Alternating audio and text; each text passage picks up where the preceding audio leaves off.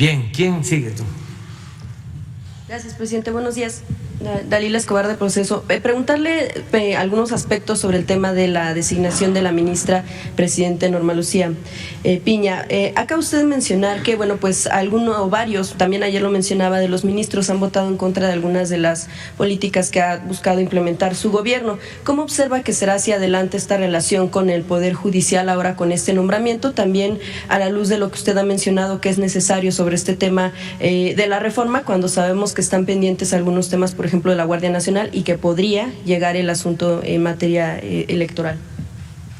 Pues igual, una relación respetuosa.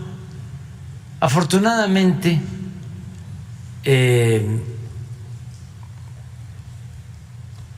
nosotros estamos llevando a cabo un programa de transformación en donde no necesariamente se requiere de modificar las leyes. Esto desde el principio lo definimos.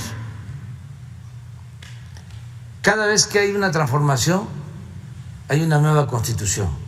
Me refiero a una constitución federal, no a las constituciones conservadoras, centralistas.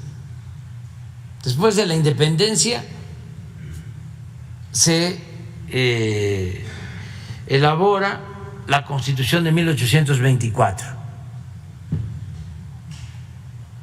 para normar el desarrollo de la Primera República del país. Durante el movimiento de reforma surge la Constitución de 1857. Es una constitución liberal. Después de la Revolución, que es la tercera transformación de México, en 1917, se elabora la Constitución vigente de 1917. Si nosotros estamos llevando a cabo la cuarta transformación, lo que correspondía era promover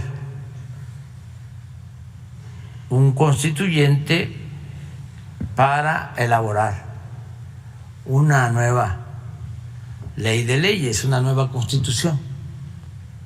Pero dijimos, nos vamos a estancar, no va a ser fácil, necesitamos ver qué es lo que podemos cambiar, lo estratégico, y qué dejar hacia adelante. Entonces escogimos como 10 reformas muy importantes. Nos quedaron pendientes otras, pero por ejemplo se logró aprobar de que las Fuerzas Armadas nos ayudaran en tareas de seguridad pública. Eso era indispensable. Imagínense cómo íbamos a enfrentar el problema de la inseguridad, de la violencia, creciendo como lo recibimos, con una Policía Federal echada a perder, con 40,000 elementos, contando con las Fuerzas Armadas, pero sin poder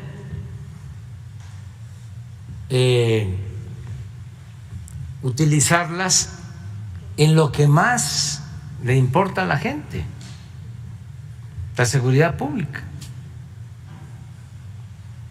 Entonces, afortunadamente se llevó a cabo la reforma constitucional, se creó la Guardia Nacional y ahora de esos 40,000 elementos de la Policía Federal, que realmente eran 20,000 los operativos, sin cuarteles, con mucha indisciplina y corrupción, pues ahora tenemos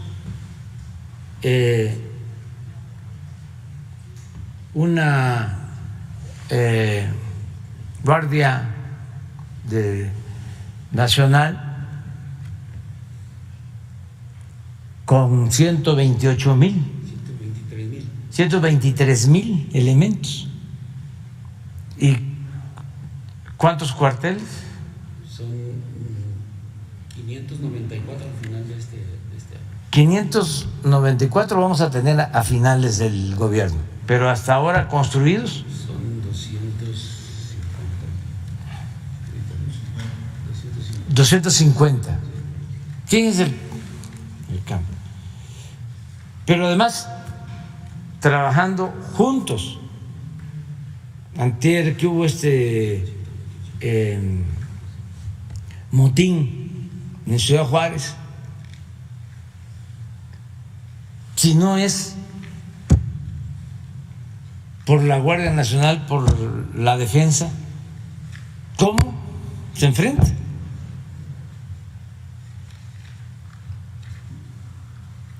Entonces, esa fue una buena reforma,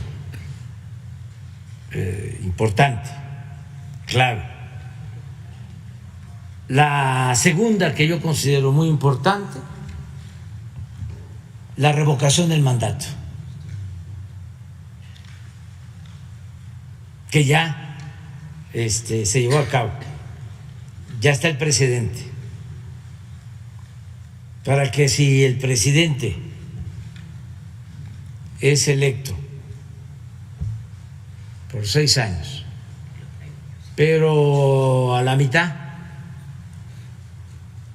las cosas no funcionan y la gente dice no estoy de acuerdo con lo que está pasando porque el pueblo pone y el pueblo quita, esa es la democracia. Consulta, ¿quieres que continúe el presidente o que se vaya? Eso fue una gran reforma para que no se llegue y se piense me eligieron por 6 años y ahora se aguantan. Y como hay algunos que pues son muy conchudos, aunque tengan 15, 20% de aceptación,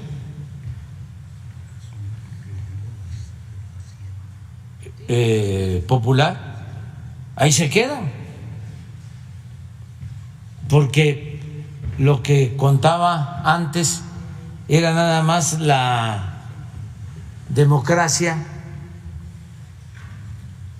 representativa, no la democracia participativa, esa que consiste en que el pueblo en todo momento tiene el derecho de cambiar la forma de su gobierno. El pueblo manda, el pueblo es el soberano. Yo te puse, pero no estuviste a la altura, yo te quito. Esa fue una segunda reforma importante. La tercera reforma importante es que ya no hay fuero para el presidente.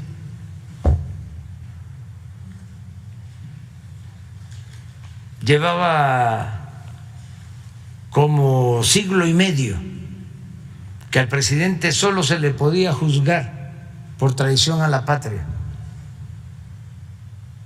Y ahora se le puede juzgar por cualquier delito, como a cualquier otro ciudadano. Otra reforma importantísima que ya se convirtió en delito grave, la corrupción, que no lo era O sea que el que robaba podía salir bajo fianza.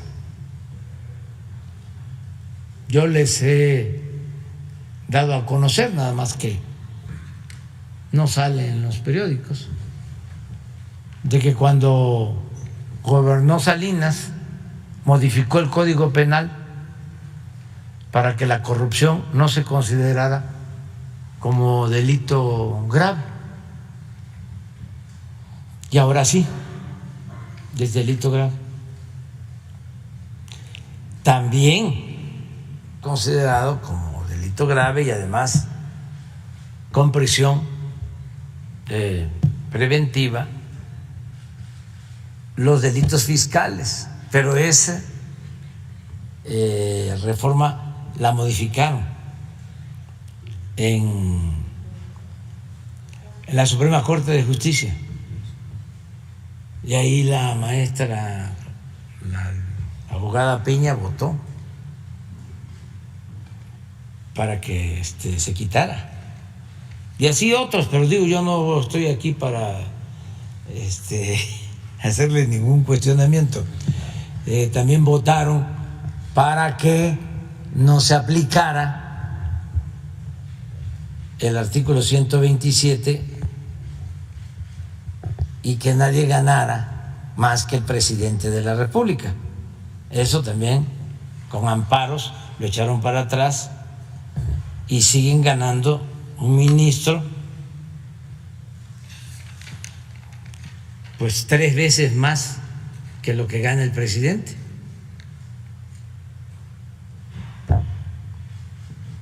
¿Le insistiría en este llamado para que no estoy hablando de las reformas que logramos avanzar? La que más me complace de todas fue el que logramos que la pensión a los adultos mayores, la pensión a niñas, a niños con discapacidad y las becas para estudiantes de familias pobres sean un derecho constitucional. O sea, se elevó a rango constitucional lo de las pensiones. Y ahí sí, venga quien venga,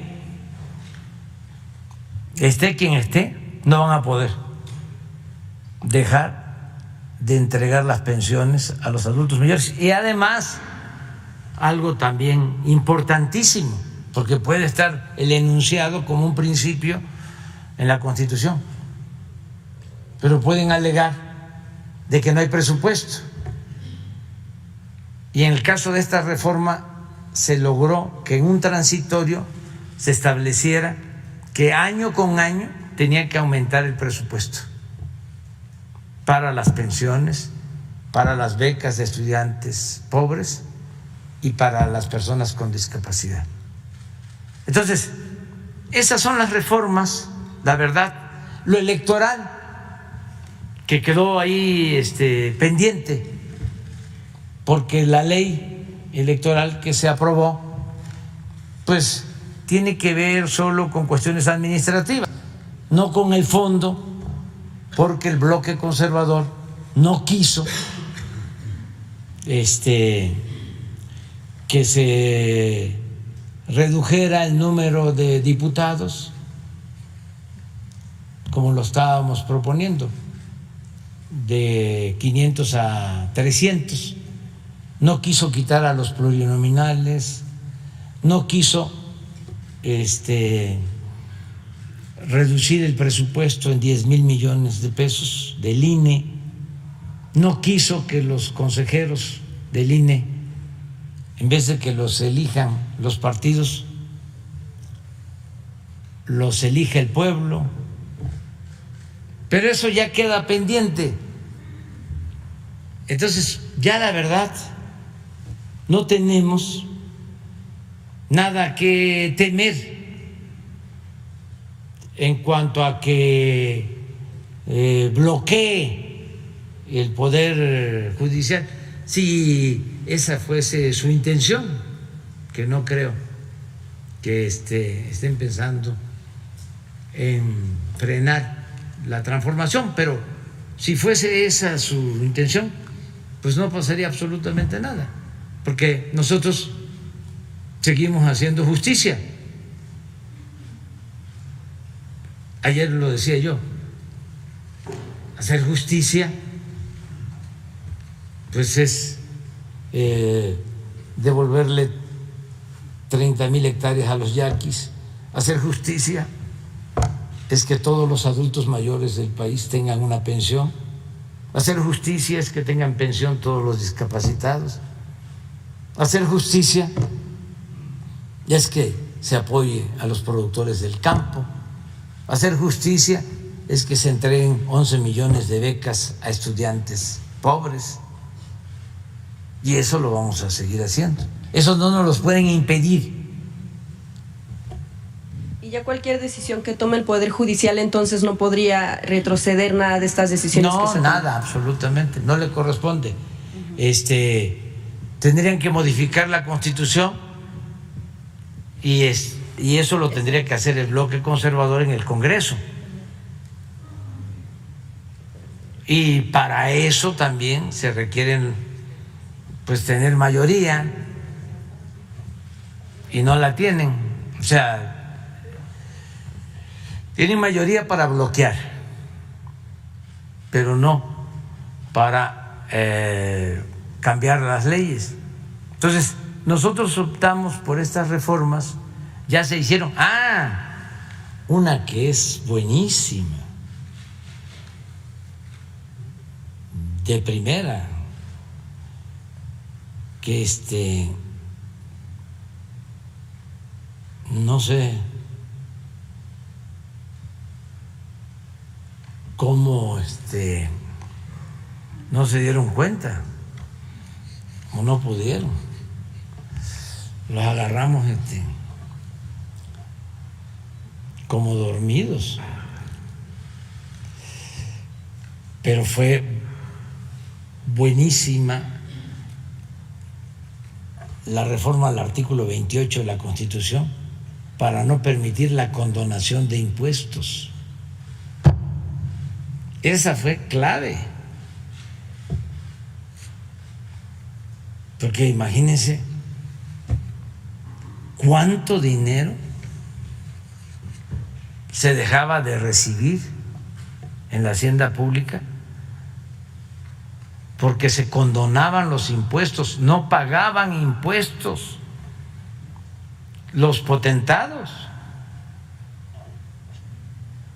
Esa es la gran reforma.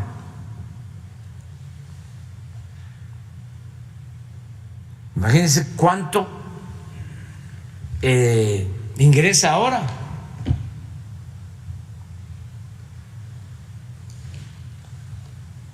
Les estoy hablando de operaciones que llevaban a cabo, por ejemplo, cuando venden Banamex a Citigroup, tenían que haber pagado 12,000 millones de pesos de impuestos y no pagaron nada. Ahora que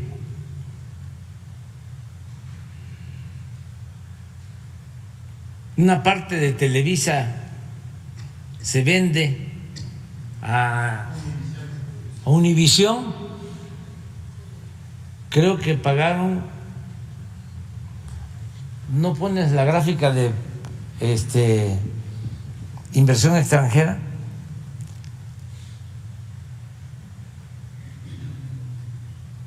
y además agradecerles pues que ya entendieron, en este caso Televisa y muchos otros,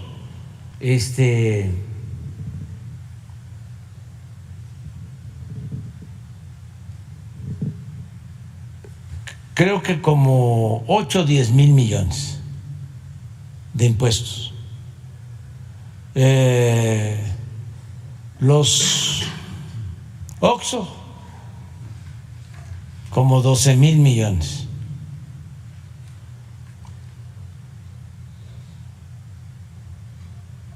Walmart, también como 12, 14,000 millones. Y antes no pagaban nada. Pero esto fue por la reforma. Es que no sé cuánto es esto. A ver si te dice.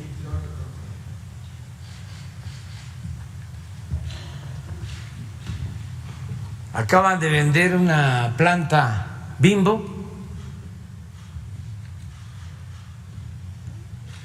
Lo único que sé que son las paletas payaso.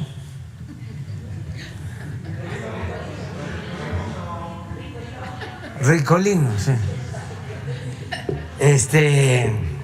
Hay que tener mucho cuidado con. Bueno, no, eso no lo digo. 6,000 millones de impuestos pagaron la familia Servig.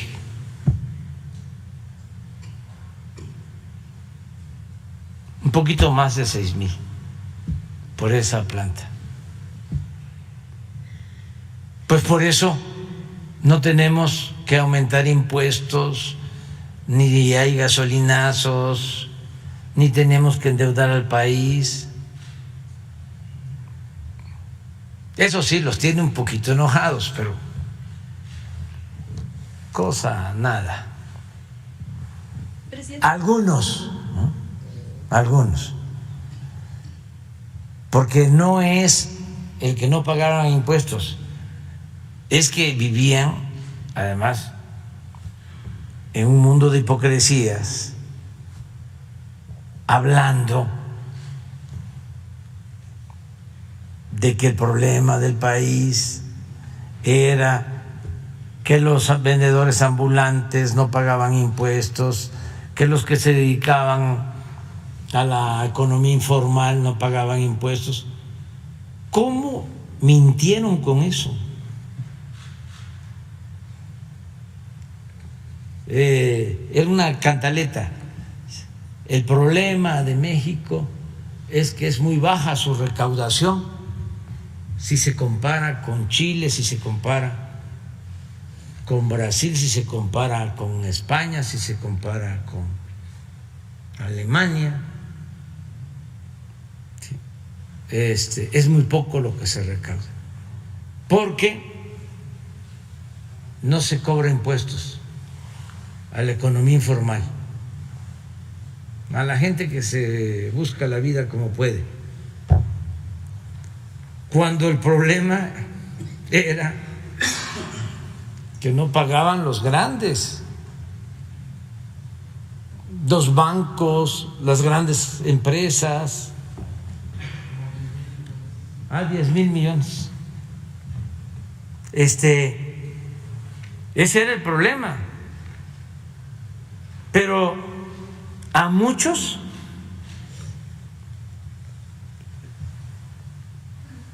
a los que son muy susceptibles de manipulación, los tenían convencidísimos con eso. Y todavía puede ser que hay quienes sigan pensando en lo mismo. Era como lo otro, la mentira de que si aumentaban los impuestos, los salarios, se incrementaba la inflación y que por lo mismo no aumentaban los salarios. Se aventaron 30 años así, con esa mentira.